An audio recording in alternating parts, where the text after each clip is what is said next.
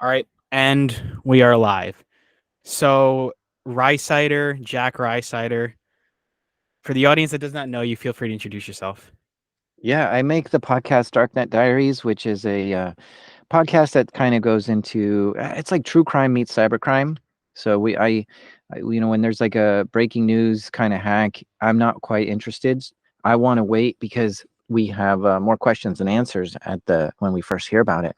And so I like to wait until maybe 2, 3, 4, 5, 6 years go by where we got all this story. Like the person got arrested for who did it or whatever, and they got out of prison and they're ready to tell their story, whatever the case is. And then it's like, okay, now it's ripe to tell because now we know who did it and all this kind of stuff. And so I tell those kind of stories, hacking stories, cybercrime stories, and stuff like that on my show. Right. And to my knowledge, you've never done a face reveal and you're showing up in this form. There it is.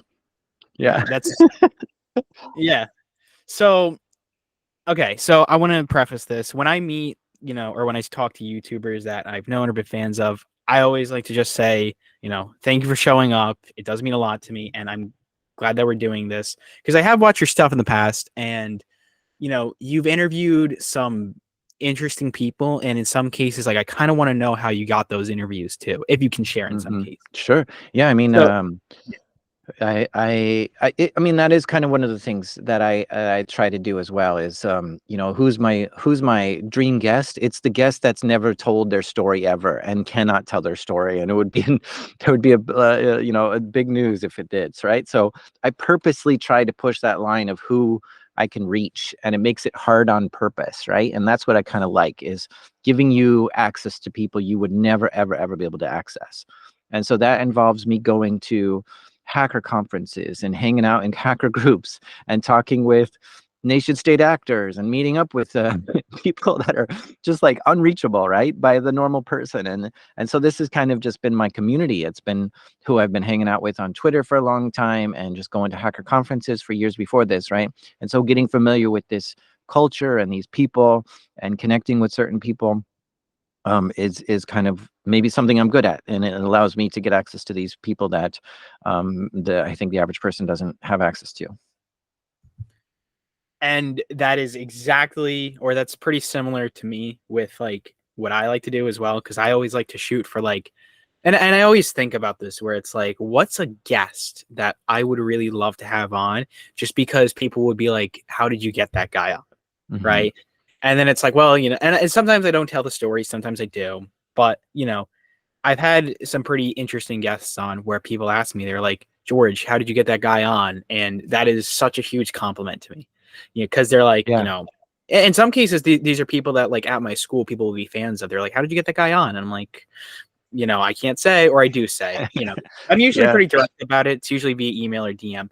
But with you though, hacker communities are either okay, they're oddly public in some cases. I mean, if you go on Twitter enough, you'll find them, and it'll Hmm. be like, find this on Telegram or message me on Telegram. But who, like, what would be the interview you're most proud of? Yeah. I mean, I think I kind of had a dream that one day maybe I could get the NSA on my show to tell me the story about when they hack somebody. But then I realized, like, no, the NSA will never admit to a hack. And they just keep everything secret. But yeah, I've had I think 4 or 5 NSA agents on tell me about things they've done, right? But I think the biggest one is episode titled Operation Glowing Symphony, where we went and just went beat by beat how they set up this entire operation and what it was about and how they conducted it and what they did. And this one is when NSA and US Cyber Command hacked into ISIS and tried to take out all of their electronics, servers, communication channels. They were setting up magazines and newsletters and all this kind of stuff, and they just kind of went in and deleted it. Any cryptocurrency they could find, they just destroyed it all. And it was quite a digital attack, right? And it's just really fascinating to see this. And so I never thought that I'd have this guest on, and then there it was. Again, it was at a hacker conference, and tapped me on the shoulder. I was like, hey, I'm a fan of your show, would you want to have the NSA on? And I'm like, yeah, but they're never gonna come on. And he's like, I'm right here. I can make it happen. And so with that one, I actually had to get I mean, that was through the official channels and all this, right? So I had to get approval from General Nakasone, the head of NSA, after I had created the episode, and he like the episode landed on his desk in order to approve it, right? So he didn't want anything getting out that wasn't allowed. So that was kind of the stipulations. We'll talk on the record, but we want to approve it before it goes published. And yeah, it was just one of those, holy crap, I can't believe I actually accomplished this. So you know, ratcheting up from there, I'd love to get Iranian cyber attackers, or, you know, Russian cyber attackers, North Korean nation state actors, these kind of things. Like, what's the number to Fancy Bear? And I'm trying to get in with all these different groups now, which is just wild. And you're doing good at it. I mean, that's a pretty awesome goal. I mean, again, it's very similar to, like, you know, what I like to do, which is just be like, hey, you know, let's see if we can get on this guy or that guy. And sometimes you do, and you're like, wait, I just did that. And I do relate to that feeling, and it's very fun and it's very cool. And I'm glad that you're getting to do this as a career, right? Because you now have, what is it, like 366,000 subscribers? Well, that's YouTube. There's probably 400,000 more just on the podcast alone. Right. Well, because I listen to your stuff on YouTube. So do you have a Spotify as well? I know. Yeah. So a podcast does not exist on YouTube. There's just no podcasts on YouTube. There's RSS feeds, and that's what a podcast is. And podcasts can be, they can be picked up by hundreds of different podcast players out there, right? So Spotify is one, Apple Podcasts, and Castbox, and Pocket Casts, and Antenna Pod. There's a million apps that can play a podcast, similar to how a browser can go to a website, right? So that's what my flagship thing is. I make a podcast. It's audio only storytelling. At some point, YouTube says, hey, we want to have podcasts on YouTube. I said, well, I don't do any video whatsoever, so I don't think it fits for YouTube. YouTube's a video platform. I don't do any video. And so we went back and forth kind of talking about it, and they finally convinced me to figure out some sort of just animation or looping thing or something, just get anything on there for YouTube. And I said, okay, fine, I'll do it. And so I published to YouTube. And now YouTube is actually getting me just as many downloads per month as my podcast. So what my flagship product was is now being superseded by YouTube, and it's never been my goal. My goal is only audio only, podcast only, ignore YouTube, don't do anything on YouTube. And yet here I am looking at this like existential crisis almost of like, wait a minute, I thought I was a podcaster, now I'm a YouTuber. What is going on here? So you're having a bit of an identity crisis with that. Yeah. Well, with me, like my podcast, I've always uploaded it. Yes, I upload it to Spotify too, but I upload it mainly to YouTube. Right. I think I only have like 3 episodes up on Well, Spotify. you just have a video show then. You don't have a podcast. To me, I'm a purist when it comes to podcasts, where I'm just like, podcasts are audio only. They don't exist on YouTube. But at YouTube, this is a talk show. This isn't a podcast to me. How somebody took this and said, oh yeah, it's not a talk show anymore, it's a podcast, is still beyond me, and I fight that. But that's just kind of a pet peeve of mine. I think Joe Rogan kind of ruined it, where he published his stuff to YouTube and called it a podcast. And now everyone who has a talk show calls it a podcast. And I'm like, no, it's a talk show. But that's just me. That's just me being pedantic. Yeah, I get it. I mean, well, that's a semantical issue. You know, it's potato. Because for me, it's just like, I call this a podcast. Joe Rogan calls his a podcast. Everybody I know up until this very moment has called what I do a podcast. So,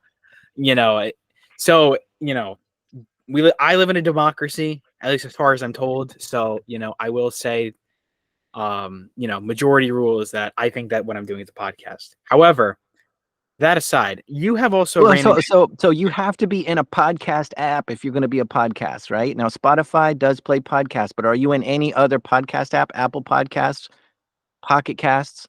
I don't think so. So if you're not in podcast apps, then how are you calling yourself a podcast? Again, I feel like the definition has been warped enough to where I would consider this a podcast. Type in podcast in the Apple iStore or the Google Play Store, and see if your show is anywhere in this world of, okay, the first 100 hits are podcast apps, how to play a podcast, download the first 100 of them. Does your show exist in any of them? There's your democracy right there. Okay, well, you know what? Look, technically, you are correct that the dictionary definition from Oxford Languages is a digital audio file made available on the internet for downloading to a computer or mobile device, typically available as a series, new installments of which can be received by subscribers automatically. So technically, you're right, but I have proven to be therefore an agent of conformity, where I have conformed to what everybody else has said. I'm giving you a hard time. I know, it's fine. What's it called? Oh yeah, so I was gonna ask you, so you recently have been going through a tough time with Telegram. Okay, Yeah. so what How do you know about this? Have I been public about this? This Yes, is yes, stuff you I don't have know. been. Are you It's the in your, guy I've been talking to on Telegram? not that I know of. No, you've been, no, okay, the only thing I know is from your YouTube description and your Twitter, because I think I do follow you on Twitter. Mm-hmm. That's Actually, right. no, I definitely follow you on Twitter. But in any case, I remember you tweeting out specifically and putting in your YouTube description, I do not control the following 3 Telegram usernames. And I think it's Mm-hmm. Rhysider, Jack Rhysider, and I don't know what the third one is. Darknet But Diaries is another one. Yeah. but what happened? How did you find out about this? Like, Yeah, this is a story I haven't shared before. So you got an exclusive here. So basically, I am a lurker on Telegram, right? I don't have an official Telegram where I'm messaging people and I'm like a journalist on there and I'm talking. I infiltrate groups and I go in with like a fake name, right? And I think the big reason is that I don't consider Telegram a private communication channel. So I don't like to use it for any sort of let's communicate privately on this thing. So I only go in there to kind of do research. Um, it is terrible for privacy, and for some reason there are a lot of criminals on there thinking it is good for privacy, and it's not. So I just don't use it for that. So I go in there, I look at what the criminals are up to. But basically, I get on there the other day, and I am like, you know what, I should probably just take my username here. So I look at Jack Rhysider. Oh, it's taken. I'm like, I message him like, hey, what's up, man? Can I have my username? And he's like, oh, hi. So there's someone acting like me on there, and we start chatting it up. Um, the funny thing is that this happens fairly frequently. People act like me or whatever, and typically they're big fans of the show because why else are they acting like me? They must know me. They must appreciate what I do, and they have something. So he's like, yeah, I am a fan. I listen to your stuff. I'm like, okay, well, you don't like that you have my username, whatever. He's like, all right, all right. So I just kind of leave it at that. Well, I think a month goes by and someone messages me on Discord and they're like, Jack, do you control the username at Jack Rhysider on Telegram? And I said, no, what's up? And he said, well, the person just scammed me for $50,000. And I was like, wait, what happened? And apparently this person that's acting like me on there is getting messages all the time. Hey, are you Jack? And he's like, yeah, I am. And so he's acting like me on there. And he also owns at Darknet Diaries. So it's my show's name.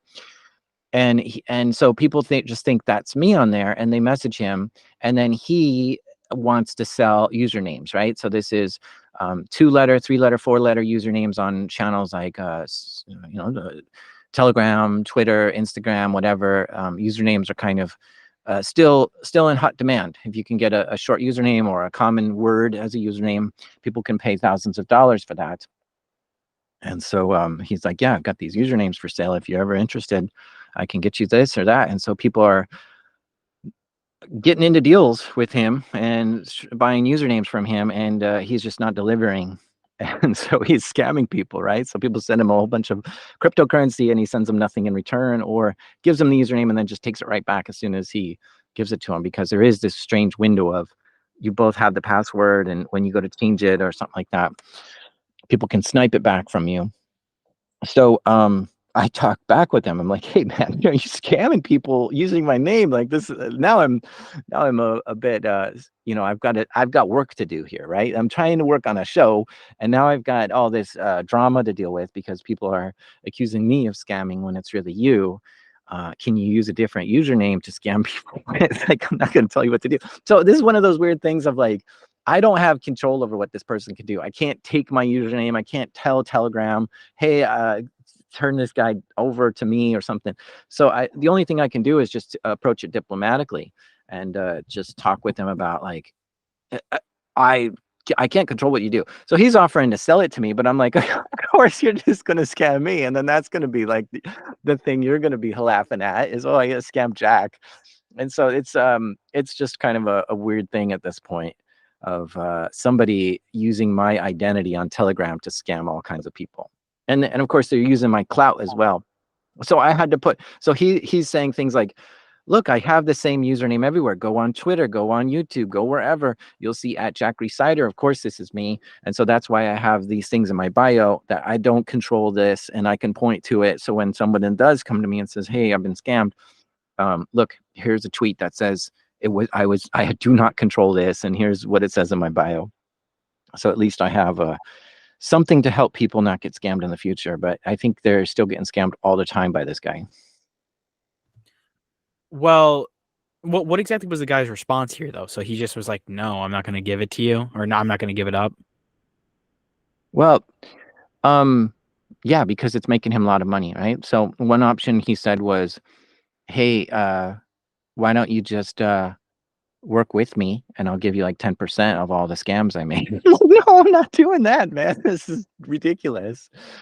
He's like, we can make a lot of money together. I said, I do not want to make money in this way. Like, I'd rather make money on a way that's I can sleep well at night and the cops aren't banging on my door. So, yeah, he thinks that this is a very valuable username to have because he's just getting like an inbound of people who are, you know, just thinking I'm him. So he doesn't want to let go of it. One thing you mentioned before that was kind of interesting. You mentioned that Telegram is not secure. Now, this is interesting that you're saying that because this was just after we're doing this interview just after Pavel Durov just did an interview with Tucker Carlson too. I don't know if you saw the interview, but you didn't see it? No. Okay, well, he Okay, didn't. so Yeah. yeah, it's not as secure as more secure apps, right? If you're going to be like, hey, let's talk in a secure way, I'm not going to pick Telegram. It's okay, but I think it's not you know, gold standard. Well, when you say gold, okay, because everybody recommends Signal or Wire, right? Generally, right? Because ever since Edward Snowden mentioned Signal and then Elon Musk promoted it as well, everybody's been going to Signal generally as the default. I think even Tucker Carlson, same guy, he actually used Signal. And then the NSA broke. Are you familiar with that story? I mentioned it like Yeah, 5 times. yeah. So Yeah. Tucker is kind of a Luddite when it comes to technology, and he doesn't understand anything when it comes to technology and refuses to learn. So if he has his phone compromised, he's going to just it's all magic to him. So for him to have any sort of knowledgeable information or source of understanding of what's happening in his phone to be able to point directly at this is who's doing it would be phenomenal to me, because this guy is just a dingus when it comes to technology. You can hear him say this over and over, that he's just an idiot when it comes to technology. He admits it himself.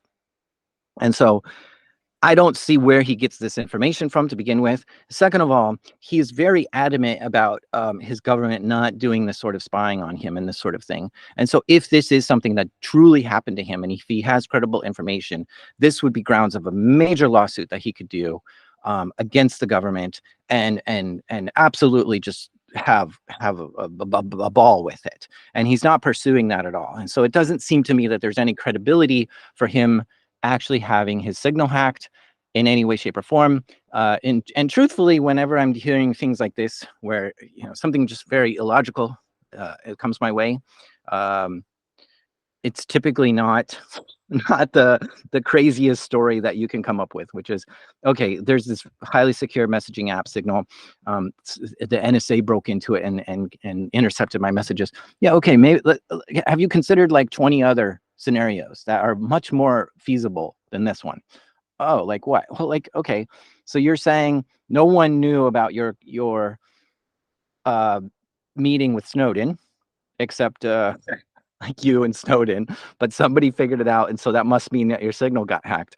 Well, you've obviously got a an assistant, people who you are producing with. You've got other writers on your show. Whatever the case is, you're probably sharing this information with people, and it may be more likely that they're leaking the information than your communication between the two. And so he doesn't ever like go into detail about what other possibilities there are. He just comes out, knives out, saying, "Oh, the government did this and the government did that," and this is kind of on brand for him as well. But I see the feasibility of it being kind of, it's just making stuff up. Well, in terms of secure messaging apps, one thing I do actually want to ask about is what would you recommend? Because and the reason I'm asking is because one major thing that you've even covered, and one thing I've asked about as well, is the NSO Group's Pegasus spyware, which even Apple actually came out with a recent message, and I'm going to ask you about that in a minute. But they came out, for everybody that does not know, they came out with a recent message saying that there is about 150 or so phones that they've sent out notifications to saying your phone has been hacked, or more or less that Pegasus or other spyware is targeting that phone, if I'm not Mhm. mistaken.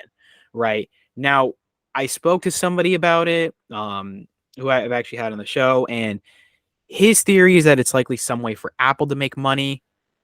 But what are your thoughts on, I guess, that first? Okay, so first of all, I think the secure messaging app of choice right now would be Signal. Signal is end-to-end encrypted, which means when my message goes from me to you, it does go through Signal servers to get there, but it's encrypted through there. So Signal cannot decrypt it and read what it says, or even anything that's in there, any picture or audio message or anything in there. It's 100% encrypted. I have the encryption key, you have the decryption key when we set up our communication. Signal does not. So there's no way that the government could subpoena Signal and say, hey, we want to see inside these messages. Sorry, we don't have any access to it, even if you put a gun to our head. And that's the kind of security I want. By default, Telegram isn't like that. Telegram can see all the messages. You'd have to enable a secure end-to-end encryption for Telegram to work in that way. But even then, the keys aren't managed in a way that I trust, so it's very shady in that way.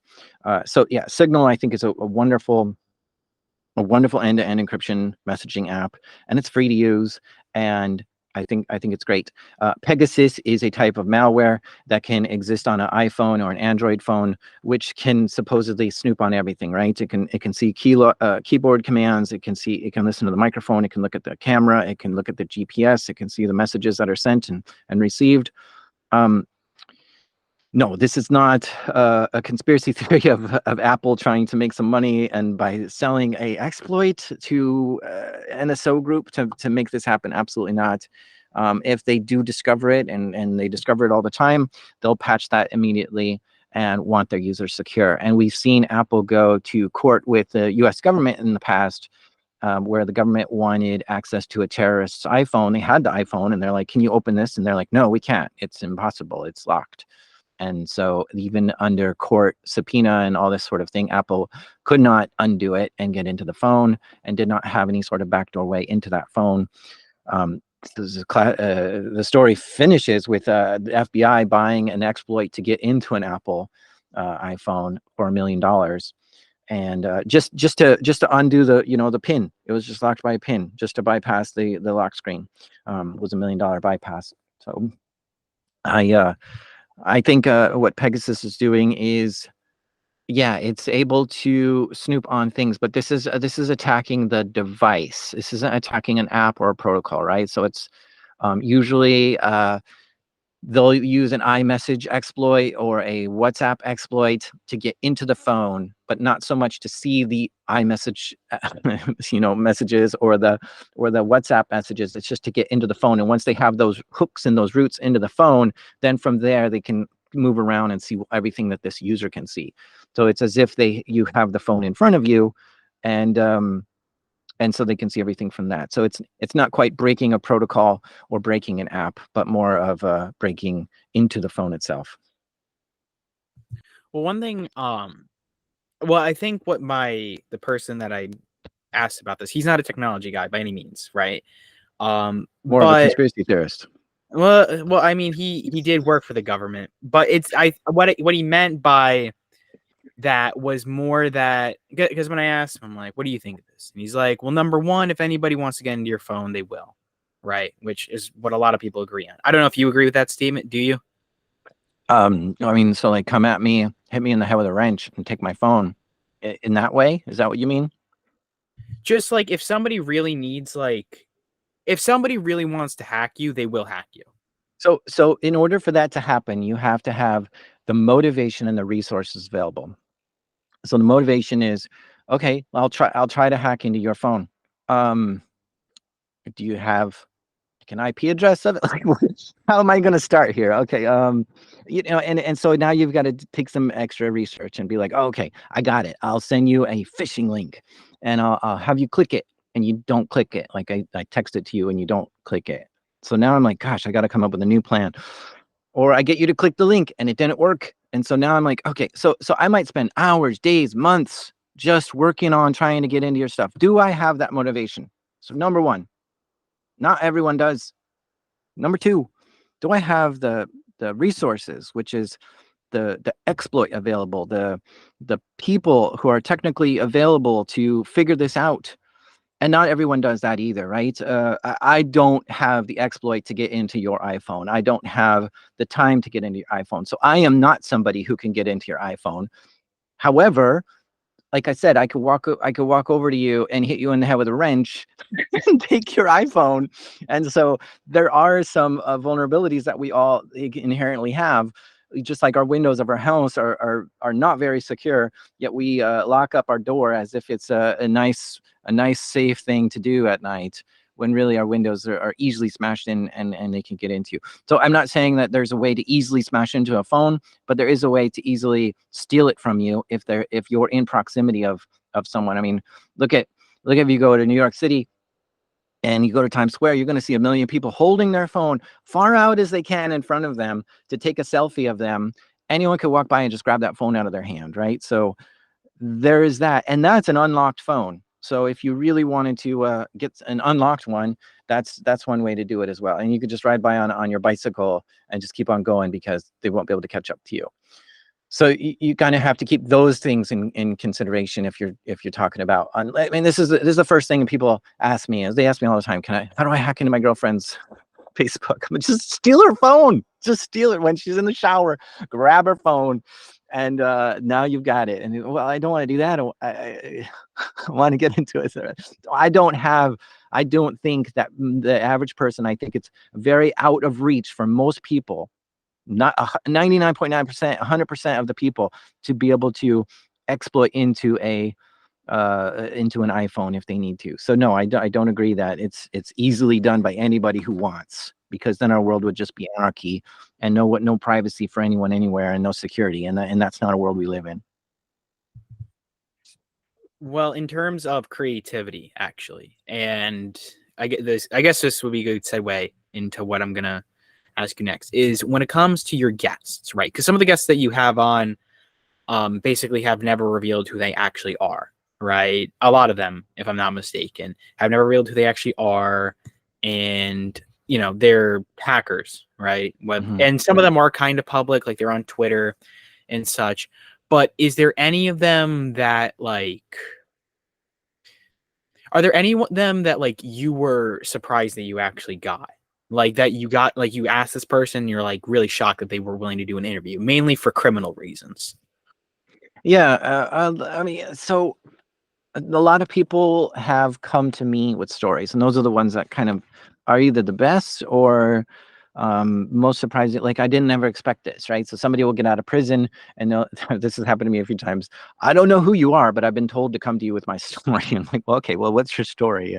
Well, where do I begin? I said, well, why don't you begin by sending me your subpoena or your affidavit or something. And I don't know who this person is. And so when I get that first, and I'm just like, holy crap, this person is wanted. This person did some jail time or whatever the case is. Now we've got an interesting story already, right? If they come to me and say, no, I've never been, I don't have a an affidavit out for me. Well, what's the story then? Well, I broke into my brother's iPhone. It's not quite on the level for me. So I do have these stories that people come to me with, stealing millions of dollars or hacking major things, but not getting caught. And I do feel like there is a journalistic morals or I don't know, responsibility that I have where I don't want to romanticize this whole hacking experience. I do think that there is, because I think there's a lot of people who listen to my show and they get inspired to go into cybersecurity, to learn how to stop these hacks, to learn how to do all of this in order to be one of the good on the good team. The thing I don't want to do is inspire a whole bunch of criminals to go out there and be like, wow, this is great. I didn't know you could just make millions of dollars and get away with it. I'm gonna go do this.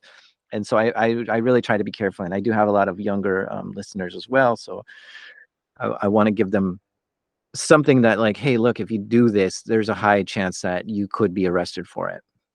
So yeah, I don't know if that answers it, but it's one of those things of, yeah, you're telling me some stuff that is incriminating of you, and I'm not going to publish this. Or while you're telling me some stuff, like I remember there's one person who got out of prison, messaged me, we made an episode on it, and then the district attorney who tried them messaged me after and said, I can't believe you got them to tell everything, because we tried over and over to get them to talk and they would never tell us a thing. I'm like, well, you're the district attorney. You're like the enemy to them. Now that it's over, it sounds like they were willing to talk. So she thought it was really fascinating that I got some of these criminals to say what they say. Well, one thing that I find interesting as well, and you mentioned this twice, is that the government is aware of your show. And that's like the highest level of the NSA, all the way down to like. So not just that, but I've heard that people, like some little corners of the NSA, actually have people listen to my show in order to do some training of like, here's what an operation sounds like, or here's what the public knows about this and stuff. And I think that's always funny. Is that like directly from the NSA or? I mean, just people who are in it are like, yeah, we used it for a couple new hires. We told them to listen to this as their homework, and I'm like, holy cow. Now, has there ever been like law enforcement that's contacted you and you're like, either, about information about a subject, like let's just say you interview a guy that's, did a really big hack. Like I'm being really vague here, but like, let's just say there's a guy who does a really big hack, let's just say they hack Amazon, they leak about 100,000 people, right? And you interview that guy. So has either the FBI or whatever law enforcement agency ever contacted you about that? Not in the way you're thinking of like, hey, we're trying to catch this guy. You obviously are in communication with them. Can you help us catch them?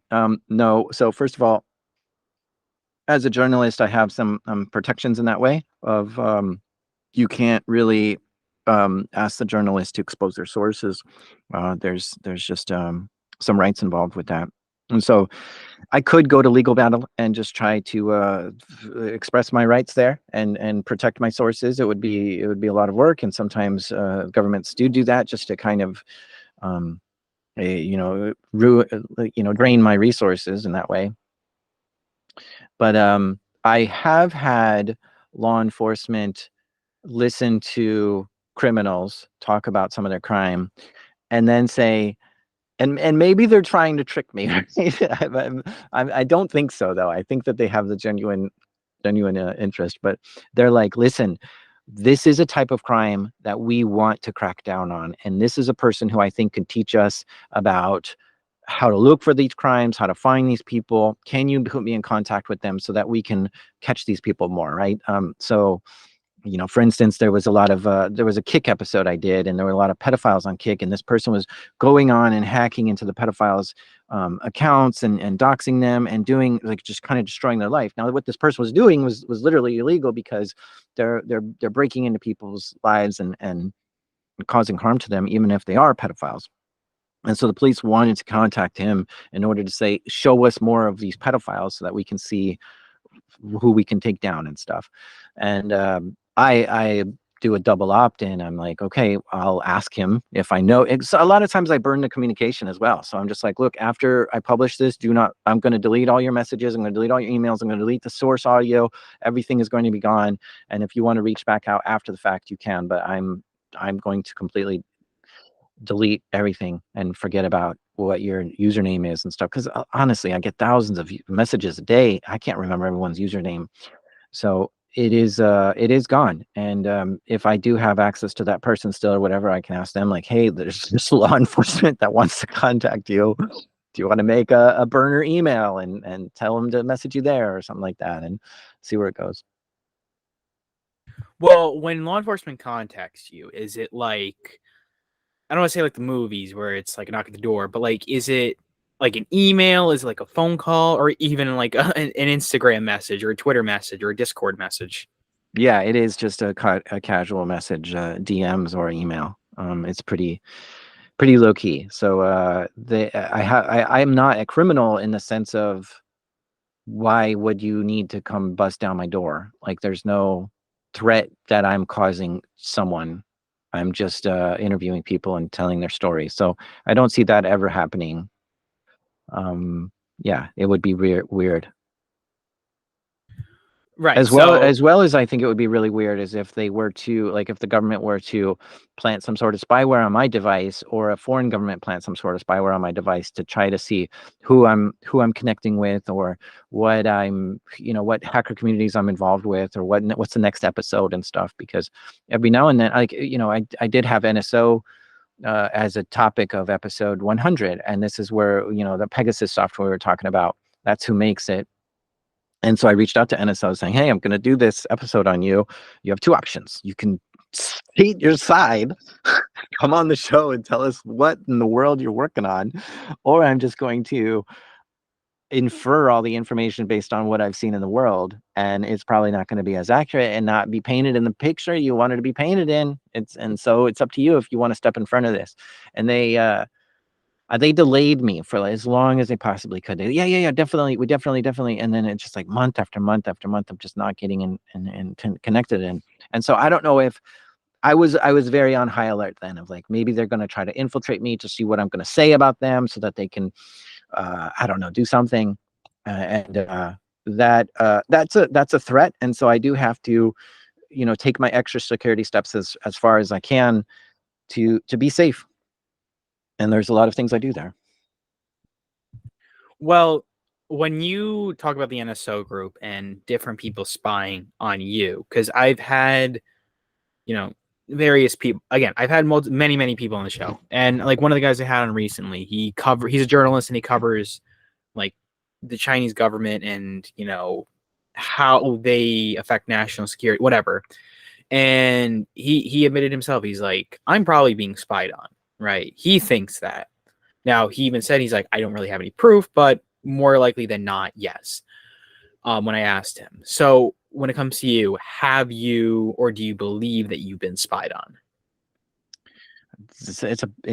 No, but is there everything? So no, absolutely not as far as a target spy. But do people listen to my show intently? Yes. Do they read every tweet I have? Yes.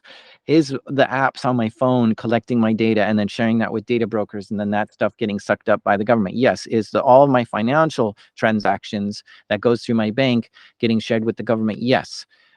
Is it? Do I have like? Am I spied on? Absolutely, all day, every day. There are surveillance cameras all over my town. There's just we live in kind of in a spy center world, but I don't feel like it's targeting me. I just feel like it's targeting everyone.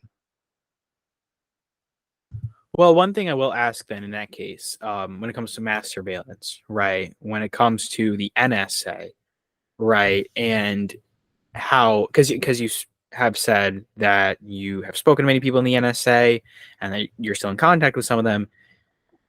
What do they think of things like mass surveillance, if you've ever asked them? Well, I mean, what they want to do is protect national security, right? So they're looking for threats to the country, threats to life, and intelligence that can be used between countries and stuff like that. And so they're wanting to push that line further and further into all our digital lives in order to be as intelligent as they can. So they want that. The Fourth Amendment, however, pushes back in the other direction that says, hey, you can't, we have a right to our papers and property without a warrant, you can't come and take a look at this. And so they've got to they've got to make sure that they're not doing it against U.S. citizens in this targeted way. But mass surveillance does bring into the question of like, wait a minute, if you're already collecting this but not looking at it, is that a violation of the Fourth Amendment? And there is a lot of debate going on here. And I feel like our digital world is so invisible that we don't necessarily see what's happening here. But there's I think overstepping that line very often in the name of national security. And as a privacy advocate, I don't agree with doing that. Well, you mentioned about being careful and being more secure. So let me ask you this. Do you use an iPhone or an Android? I use Android, but I use the operating system Graphene OS, which is a open source fork of Android. That's what Snowden uses. Yes, I've heard of Graphene Mm-hmm. before. So what does your phone? I mean, you're not going to be able to show it for obvious reasons, but what does your phone setup look like as compared to a normal person's? Like, do you have like the removable battery like Snowden does? Do you have, I know on Android they have the you can route. There's an app you can route all your network traffic through Tor, but I think it's called Orbot. But do you like what does it look like? I guess what does your setup look like? So everyone who wants to message me has to use Signal. I won't take phone calls or text messages. Um, if I can avoid it, I'll try to avoid it at all costs. I just don't try to check it.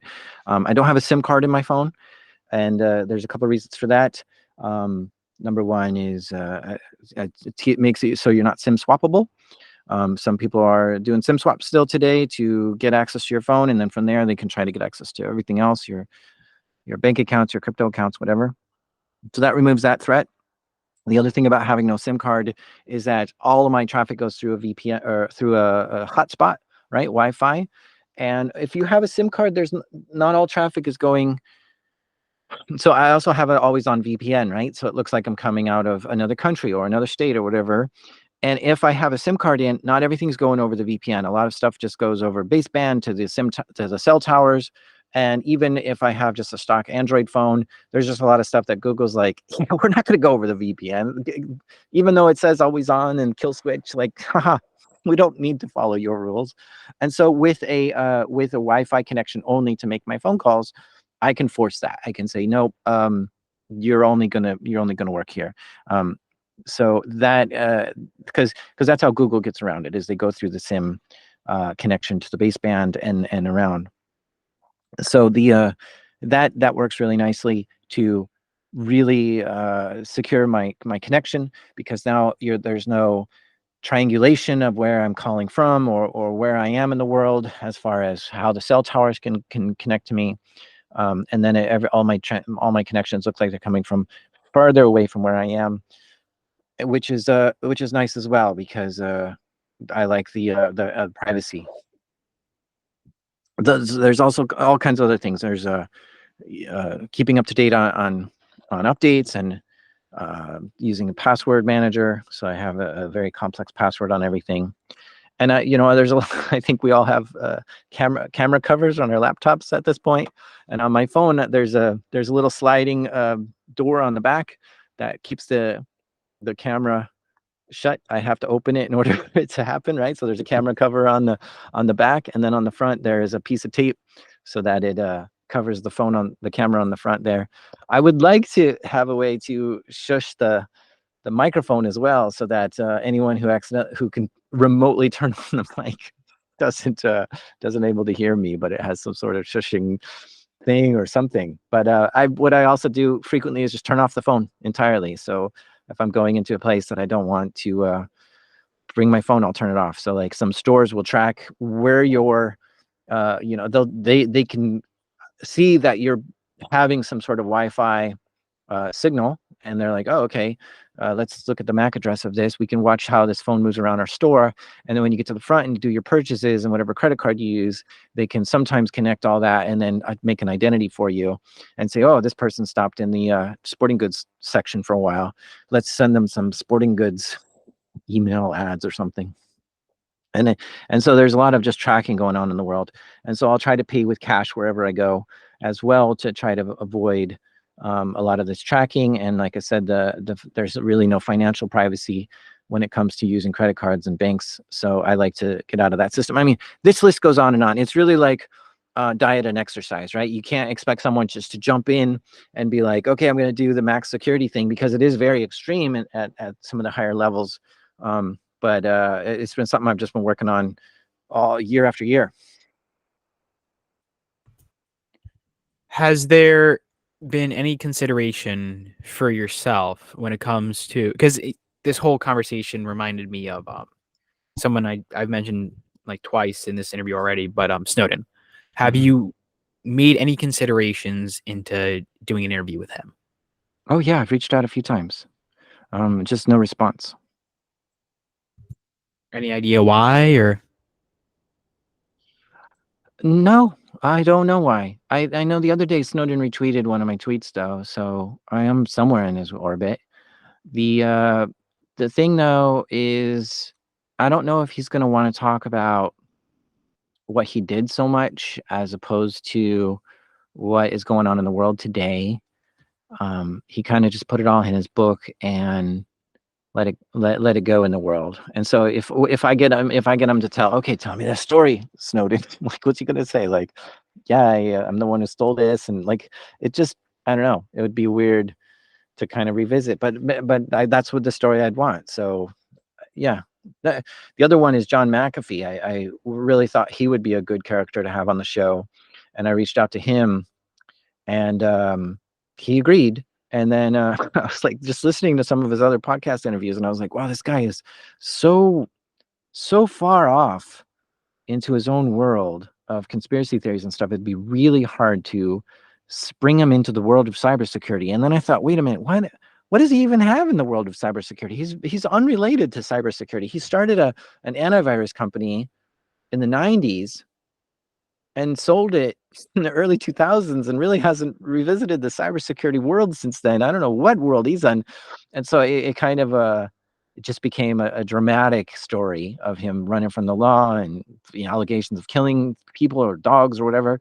And that would he have admitted to any of that? I don't know. And so I backed out of that interview once I even got that one. And so it's some high profile people that I was just thinking about when you left Snowden. well, then John McAfee committed suicide. Whether or not Mm-hmm. that's true is up for debate, and I have no idea. I mean, he had a lot of very powerful enemies. I will say that. So, but I'm not a conspiracy theorist, so I'm not gonna put that out there and say John McAfee did or didn't. Mm-hmm. But completely forgot what I was gonna ask you.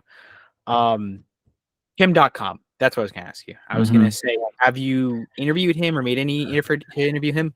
I have not made an effort. I think it would be an interesting one. I think it would be fun just to kind of hear his run from the law and what he's done online, because he has quite made a name for himself online. And so if my podcast is true stories from the dark side of the internet, I think Kim.com has some dark parts of the internet that he's still probably running in. Well, actually, I do. And Aiden, okay, do you know Aiden Ross? Probably. No.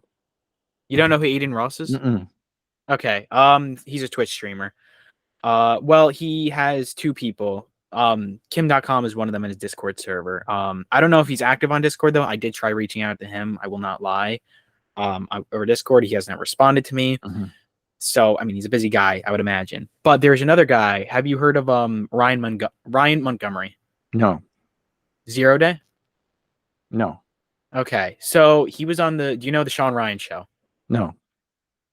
It's a lot of no's. Okay. Basically, this guy, his name is Ryan Montgomery. He's a very famous hacker. I'm genuinely surprised that you've never heard of this person. Ryan Montgomery, aka 0 Day, this very famous hacker who he went on the show called the Sean Ryan Show, where the guy interviews hackers, CIA guys, Navy SEALs, whatever. And Ryan Montgomery talked about how he is an ethical hacker, and he basically used to hack into pedophiles and child pornography websites and then expose their data, right? Like just typical vigilanteism. Mm-hmm. So was going to ask if you made an effort to interview him, but I'm guessing not. No, But if you look him up, I would genuinely recommend interviewing him. He's okay, fascinating. Yeah, thank you. yeah. I'll text you more about that later.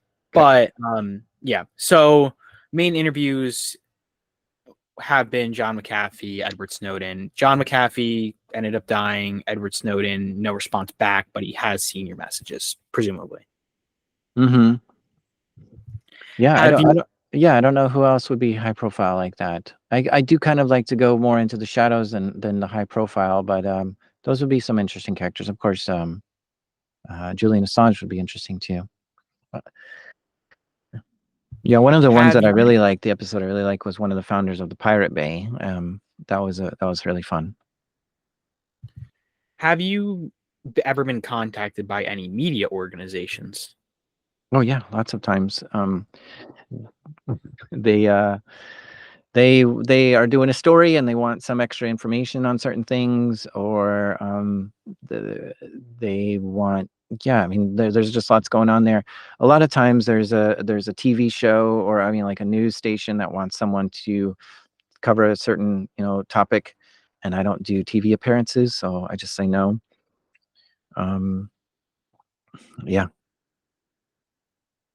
What about bigger podcasters? Because I know you've done other interviews, but have you been contacted by any like major or bigger podcasts to have you on or talk about you? Mm-hmm. Yeah. There was supposed to be, I was supposed to be do a real big one the other day, but it didn't quite come through, and I don't want to give away what that was going to be. But yeah, there's some big ones in the works, and I mean, it's interesting how the world is today, where you have people with like millions of followers, and they're seemingly huge. But if I just start dropping names, it's like, well, I never heard of them or them or them, and so it's kind of fascinating that yeah, I've been on some shows with million subscribers, and like nobody may have heard of it. Yeah, like I mean that did just happen with like Sean. Like I said, Sean's Yeah. name, like 2 million on YouTube, and his videos go somewhat viral. And Ryan Montgomery, I've seen him everywhere, and I'm not like that into cybersecurity. So Hmm. I mean it's a big the world's a big place. So Yeah, I love it. I love how there's all these niche places to just go into. it is fascinating because sometimes I'll have people on that have millions of followers, and then I'll say the name, and they'll be like, "Who?" And then other times I'll have some guy with only a couple 100,000, and they'll be like, "Oh yeah, I know exactly who you're talking about." Mm. So, So or looking up Ryan Montgomery on Twitter, we have exchanged some DMs before. The name just didn't pop into my head as you said it. what were those DMs about? Just we were just introducing each other, saying hi, and putting each other on each other's radar, I guess. Oh, that's good. Did he ask to come on your show at all, or I think we were going to a conference, and then we wanted to see if we could meet up. Yeah. that's good.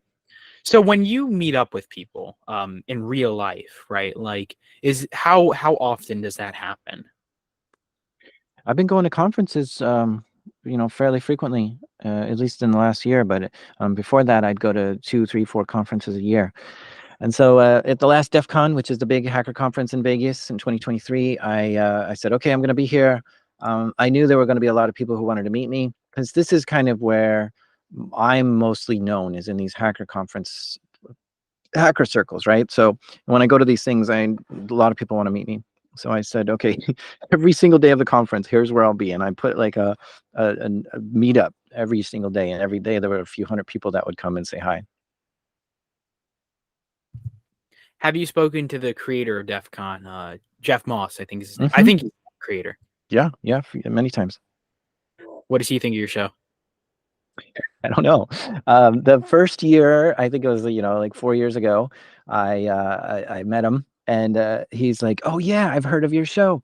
And then the second time I met him, it was like a year later. He's like, I said, "Have you listened yet?" And he's like, "Oh no, I've downloaded every episode and I put it on my phone, but I have not listened to any of them." And I'm like, "Okay."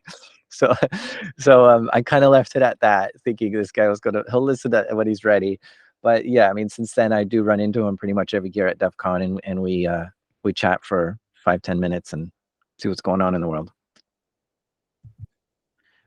So now continue now going back to the conversation that we were having about hacking mainly, right? Just about the hacks and the hackers that you've interviewed and spoken to. Are there any hacks that or just hackers that you've spoken to that have genuinely like that you still have like scratching your head, like you don't know how it entirely happened?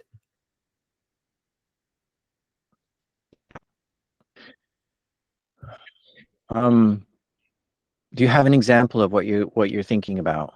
Because there's a million. I could go in Well, any direction here.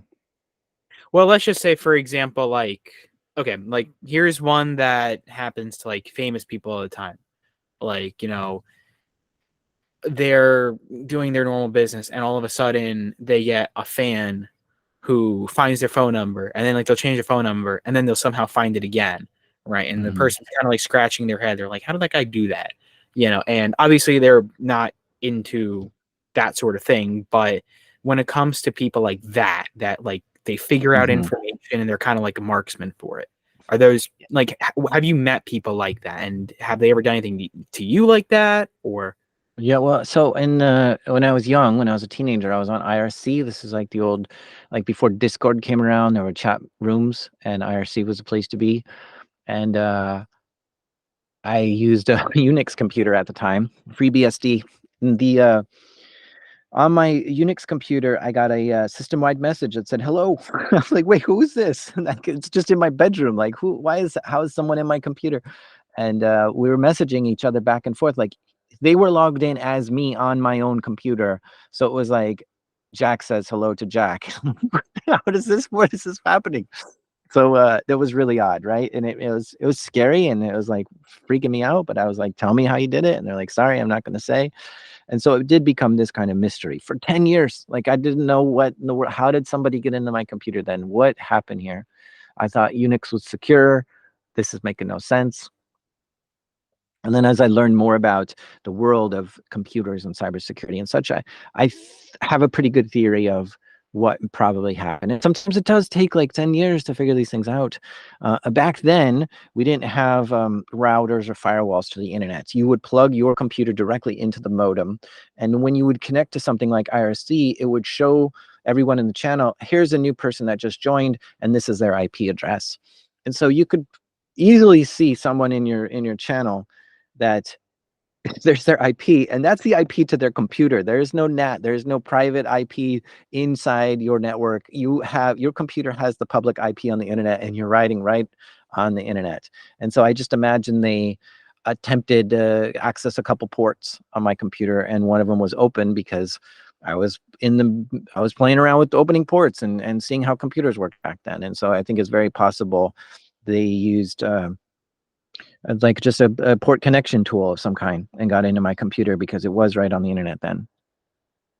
Now, saying that, I do have a lot of people who come to me totally freaking out about, usually it's like an ex that is jealous or whatever and keeps hacking into their life, right? So they'll get a total new phone, and then that ex is like, okay, I can still see the photos on your phone or whatever the case is.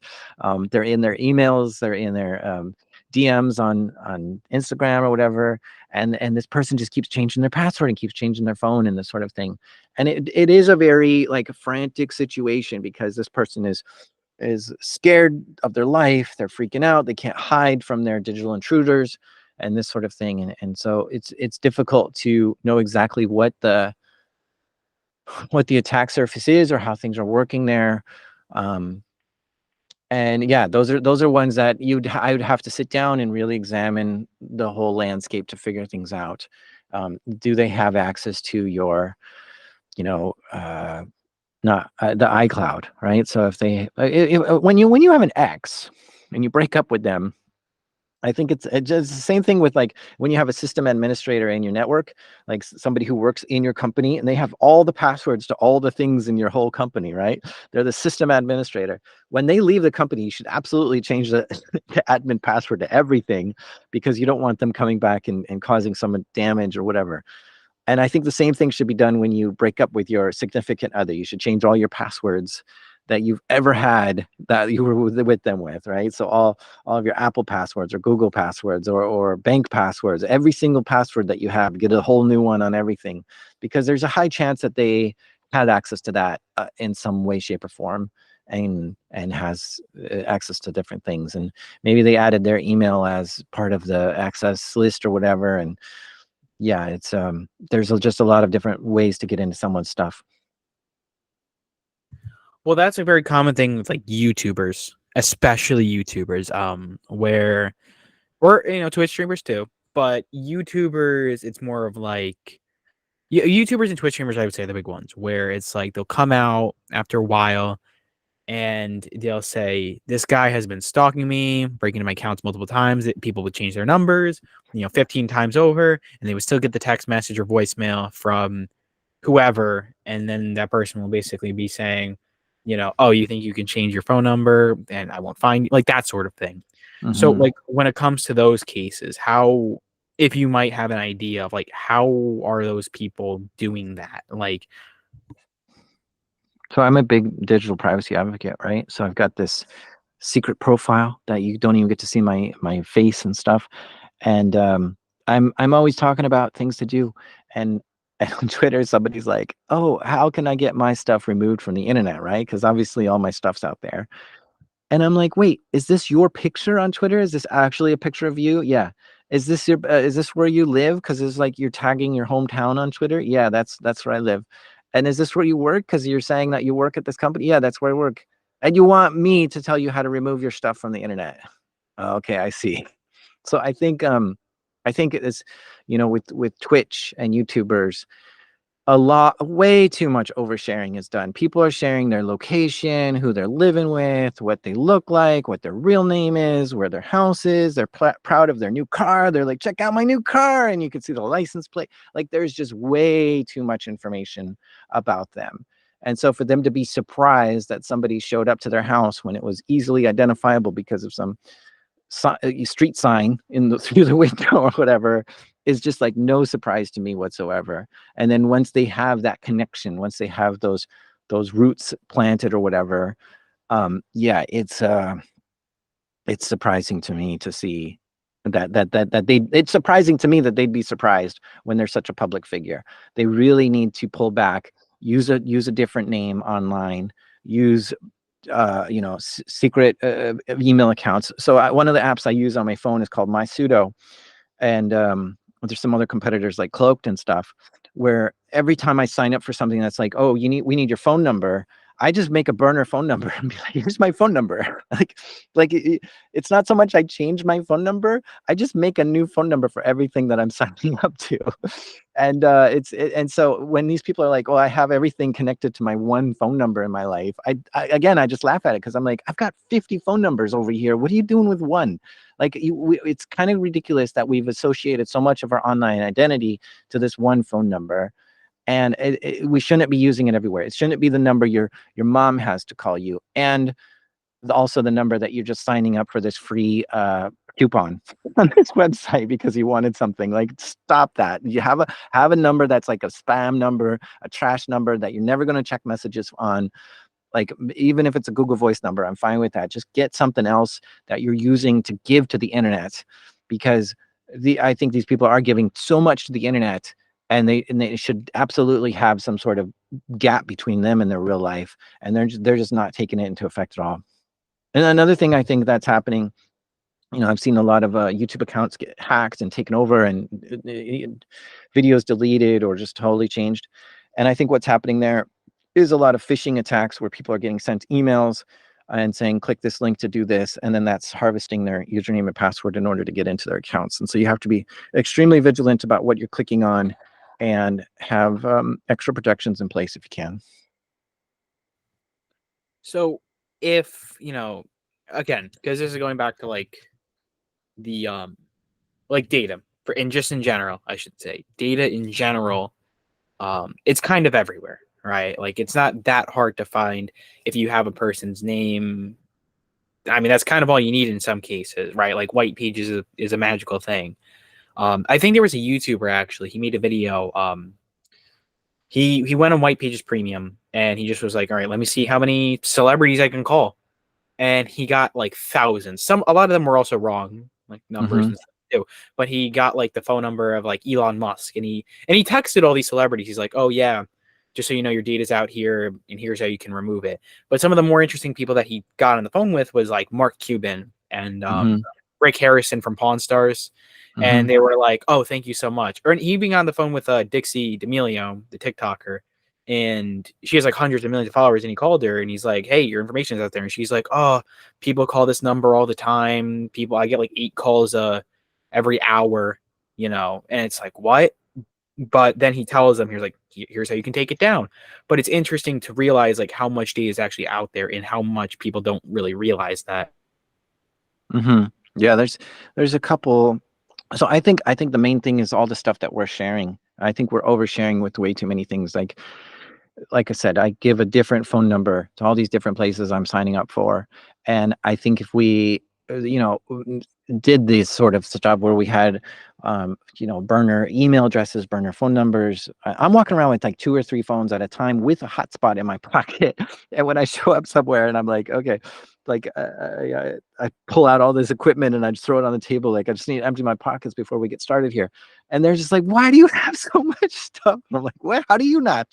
And so to me, it's kind of just like part of my life to have all these extra layers of security and stuff. And honestly, the bigger I get, the more popular I get online, the more I even add to it in order to be extra secure. And so I just can't imagine some of these bigger streamers or YouTubers not taking these things into effect because their life just has to be bombarded with garbage and you can't sleep at night with that. Well, I mean, I could only imagine like somebody like Logan Paul, for example, especially if you live in the United States. Again, like White Pages is a very popular website for that. But like, it's different when you're in a different country as well. I Hmm. would think at least because the websites aren't as popular for in other countries. In the United States, most of your data is public. So when you get somebody who's a mega star, like Taylor Swift, for example, or Kim Kardashian, who, you Hmm. just put in Google Kim Kardashian address and it's going to show up. I could only imagine what it's like for people that are like even more invested. They'll like, get White Pages, White Page Premium, and they'll start looking at their phone number and just text them all day long. Right. So but I don't know why they don't deal with it in a better way, though, if that Hmm. makes sense.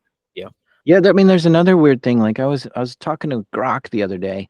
Grok is the AI tool on Twitter, and I was like, okay, Grok, what's the rule on doxing on Twitter? Grok's like, oh, you can't dox on Twitter. You can't tell anybody. You can't, disclose somebody's address or phone number or real name or whatever.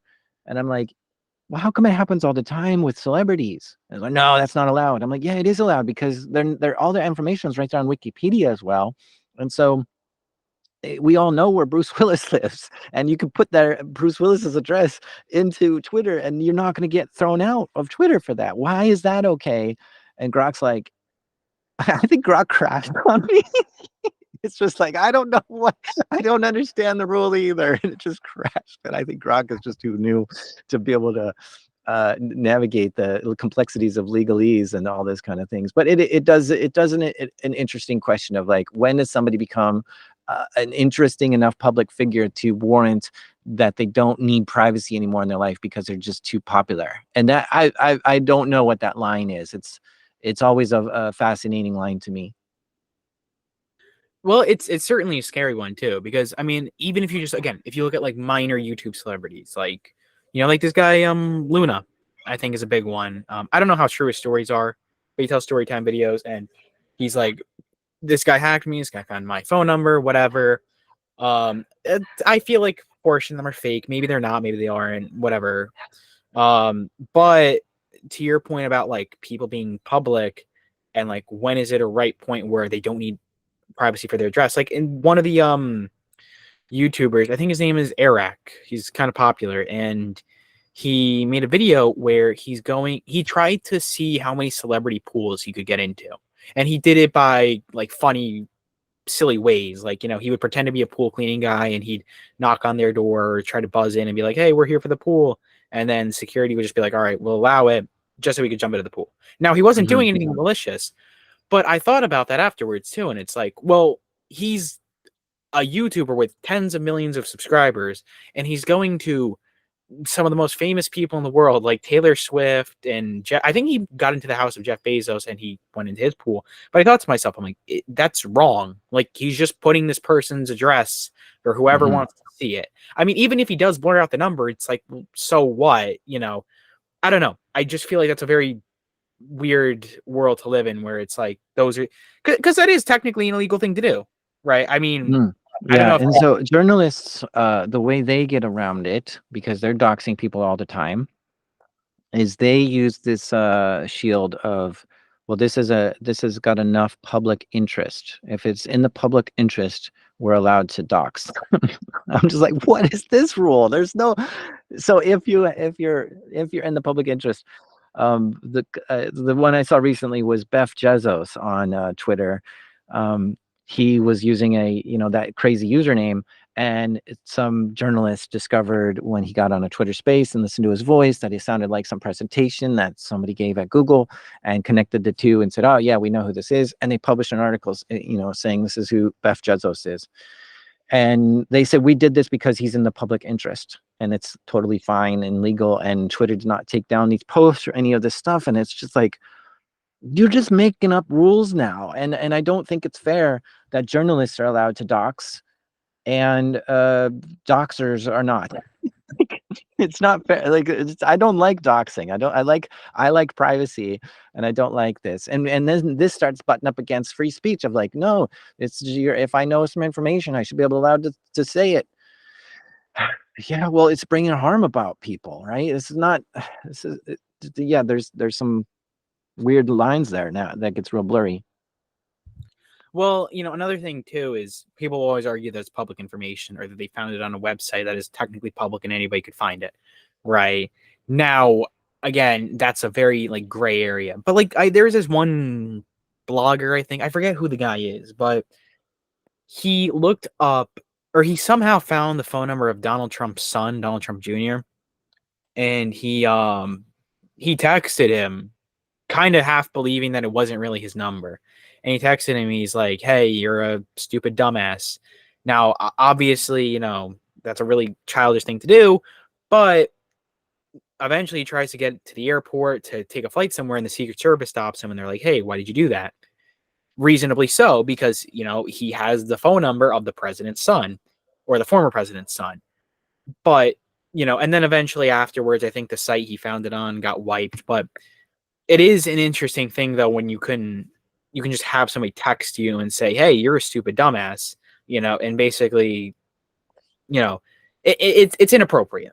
I think it's Mm. inappropriate, right? If finding somebody's phone number is an inappropriate way, or knocking on somebody's door to ask for a comment is an inappropriate way of doing it. I think so. I don't think anybody disagrees with me on that either. Yeah, well, I think that's, finding things online is one thing, but there's another thing of like, if the secret is told to you, and again, journalists sometimes like to expose secrets. They'll expose government secrets, or they'll expose corruption or whistleblowers and this sort of thing. And so when you're a whistleblower and you go to the journalist and you want the journalist to tell this secret to the world, well, that's another thing coming out of, well, this isn't public information. This isn't who this isn't aren't data or numbers that we knew about, but is some insider that's sharing it. And that's a whole nother world of, well, this shouldn't have been allowed. And so who's right? Who's the one that should be the one who exposes this data to the world? Is it the journalist's job to do that, or is it, or should certain secrets be held? Or there's a lot of complexities to the whole thing. Well, then, I mean, I don't know if you've ever covered this topic, but do you know who Hunter Moore is? Mm-hmm. Yes. Okay. So for the audience that doesn't know, he's the guy that made isanyoneup.com, and he's basically this mega narcissist who He's been banned from the internet. I did an well episode on it called "For Your Eyes Only."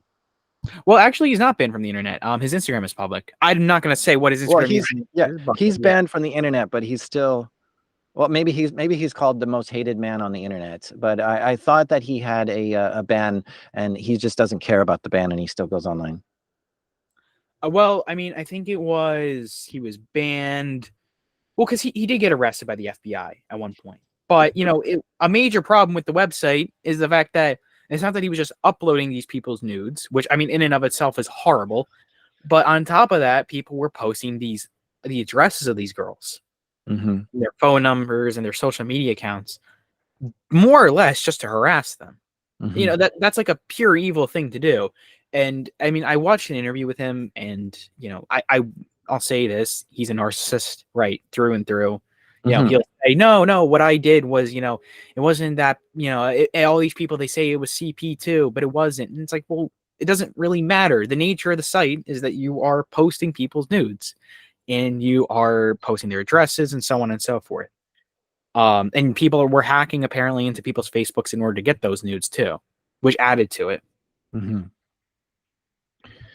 Yeah, that's a whole other thing. Is it's almost extortion at some point.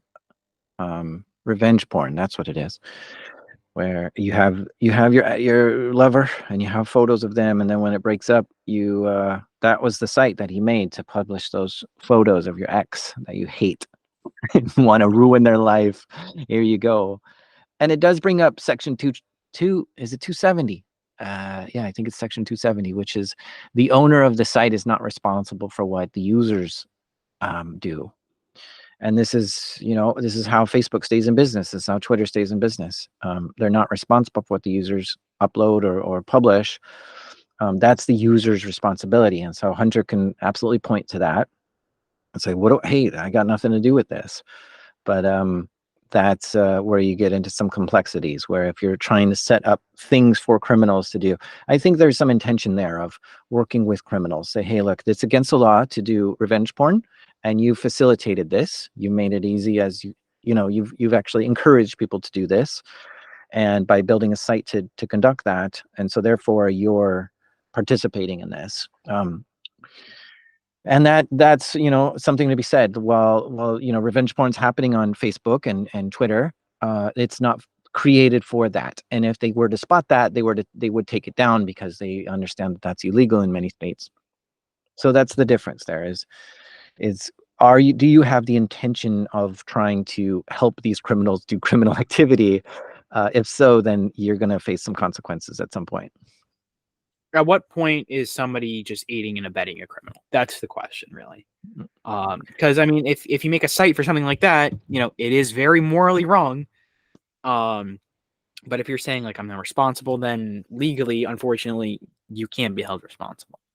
And I do want to ask these last two questions. I want to stop the recording. We'll talk a little bit after the show. But last question would just the second to last question would be: do you have any advice for young people? I think the world is changing rapidly, and time is just going quicker than I've ever seen it. With the growth of technology and the abundance of innovation going on in today's world. And from that alone, I think it's important to learn how to adapt quickly and be able to move and bend with the world, right? And so what we've had in the past is your parents or your grandparents might have gone to school to get trained up on something, and then had that job for 20, 30, 40, 50, 60 years, and we're fine. They could coast through that for their whole life. And I don't think that that's something we can be doing anymore. We have to learn how to adapt and change and adjust to the current thing, that whatever's happening. And so get used to like having a life of constantly learning and growing and changing with it. And if you can do that, if you can be comfortable with that, because a lot of people are very uncomfortable with change. They don't want to take their whole career or their whole degree and they'll be like, well, that was useless because now that degree is all automated. What am I going to do with my life? And having some sort of freak out. That degree gives you all kinds of information to take that information to add it to the next step and be able to apply it in all new ways. Or there's always all the things that you try and do and learn is carried with you to the next place. And so it's not useless. It's not worthless. It absolutely has value for your next step. And you should always be thinking about what that next step is and not getting too comfortable in the current step and trying to adapt into some new thing. Keep learning. Yeah. Do you have any final words to the audience? No final words. I think this was fun. We covered a lot of fun stuff. We did indeed. And you're welcome back anytime. I'm going to Cool. stop the recording. We'll talk a little bit after the show. All right. Mm-hmm. Stop screen recording. All right. And now